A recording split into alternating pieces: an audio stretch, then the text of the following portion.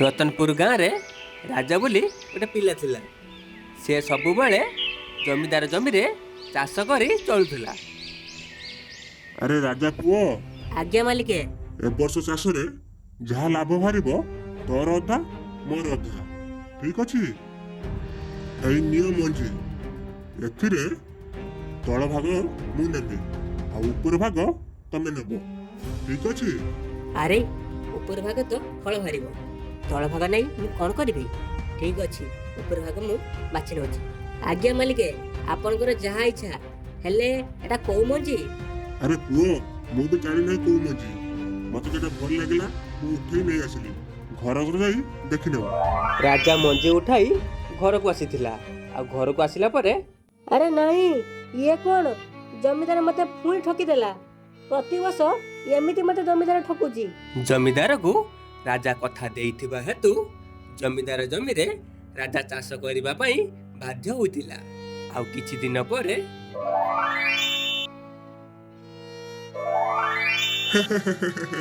अरे पुओ, एतर तो चाष भल होइची आ फल तो भल बाहरिथिबो। हेले मालिक, आपण तो आलू मंजी देइथिले। अरे पुओ, मु कोन जानिथिली मु कोउ मंजी देइथिली? आ कहिबा मुताबक तळ मोर ऊपर तुमर। अरे चाइन्छ कोन जाई जाई जल्दी जल्दी आलू आलू पुरो। राजुर एमिति ठकिबार देखि गाँ लोक माने ताको बहुत थट्टा परिहास करबाको लागिथिले। अरे देखो देखो, जाउची राजा, ना सिना राजा हेले सिए पूरा भिकारी। हे प्रभु, मु कोन एमिति प्रति वर्ष ठकुथिबी? जमीदार मते एमिति ठकी चालुथिबो? प्रभु, तमे ही मो सा भरसा। हे प्रभु, रक्षा करो। दिने राजा सोइथिबा समय रे स्वप्न देखिबाको लागिथिला। राजा राजा, प्रभु, आपण दर्शन पाई मु धन्य होई गली। प्रभु, धन्य होई गली। तुमे ए चढ़ई की रख। ए चढ़ई जहा कहइबो तमे सेया करिवो, ठीक अछि? राजार स्वप्न भांगिबा परे उठी देखिथिला ता पाखरे चढ़ईटिए थिला। ता पर दिन सकाळू अरे पुओ, काम करूछ? हौ ठीक अछि, काम करि पक। एथर मु गोटे मंजी आनिछि, आकु तमे लगाओ। आरथर मु नेइथिली तळ, तमे नेइथिल ऊपर, सेतिबे ठकी जाइथिल। एथर मु नउची ऊपर, तमे निया तळ, ठीक अछि? आज्ञा मालिके, हेले एटा कोउ मंजी? अरे पुओ, मु कोन जानिछि एटा कोउ मंजी? मोटा भल लागिला उठै नै आसिला, घर नै देखि देबो। अरे ये कौन जमीदार मते पुणी ठकी देला? नहीं, आर किछि मु उपाय काढिनी।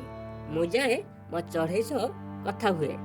सुनो राजा, जमीदार जो मंजी देइछि से मंजी रे तमे चाष करनी। मु एबे तुमको जो मंजी कहूछि से मंजी रे चाष करो, तापर देखिबो। चढ़ईर कथा मानी राजा चाष करबाको लागिला। किछि दिन परे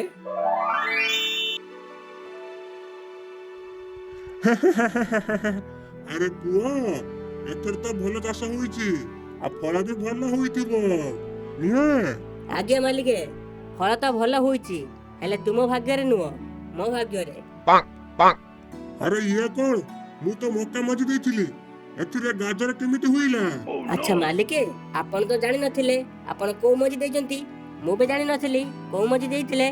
मु छे मंजी बुणी देइथिली, आ जहा उठिला से ही देखुचंती। अच्छा मालिके, कथा कहइबा मुताबक तळ मोर ऊपर आपणकर। एमिति राजा जमीदार हाथ रे ठकिथिला नाही। एमिति किछि दिन परे राजा बड़ लोक हो जाइथिला, आ तार निजर किछि जमी मध्य किनि नेथिला। राजा बड़ लोक हो जाइथिबा हेतु जमीदार ता झियर प्रस्ताव नै ता पाखकु आसीथिला। अरे राजा, मु मो झियर हाथ तुम हाथ रे दबाकू चाहूछि, तमे मो झियो को विवाह करिवो? अरे राजा पुओ, मु मो झियर हाथ तुमको दबाकू चाहूछि, तमे कोन मो झियो को विवाह करिवो? राजार दुईटा प्रस्ताव एक संगे आसीथिबा जुगु से मने मने किछि भाबिथिला। सुनतु, आपण माने किछि समय अपेक्षा करंतु, मु टिके घरु आसुची।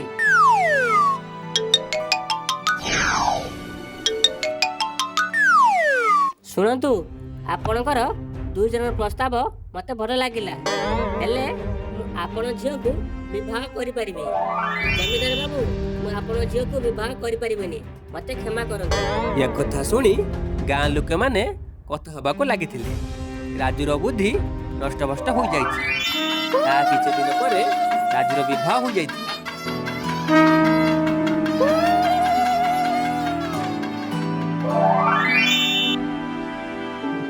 ଆରେ ଶୁଣ, ମୁଁ ଗୋଟେ କଥା ପଚାରିବି? ଆରେ ହଁ ଭାଗ୍ୟବତୀ, କୁହ। ଆରେ ତୁମେ ଜମିଦାର ଝିଅର ପ୍ରସ୍ତାବ କଣ ପାଇଁ ମନା କଲ? ମୋ ଭଳିଆ ଗରିବ ଝିଅକୁ କଣ ପାଇଁ ବିବାହ କଲ? ଏ କଥା ଶୁଣି ରାଜା ଚଢ଼େଇର ସବୁ କଥା କହିବାକୁ ଲାଗିଥିଲା। ଆରେ ଶୁଣ, ଚଢ଼େଇ ସାହାଯ୍ୟରେ ମୁଁ ଜମିଦାରର ଚକ୍ରାନ୍ତକୁ ବୁଝି ସାରିଥିଲି। ସେଥିପାଇଁ ତା ଝିଅକୁ ବିବାହ କରିବା ପାଇଁ ମନା କରିଥିଲି। ଜମିଦାର ତା ଝିଅ ମତେ ଦେଇ ମୋର ଗୁପ୍ତ କଥାକୁ ଜାଣିବାକୁ ଚାହୁଥିଲା, ସେଥିପାଇଁ ମୁଁ ମନା କରିଥିଲି। ସତରେ ତମେ ତ ବହୁତ ଚାଲାକ।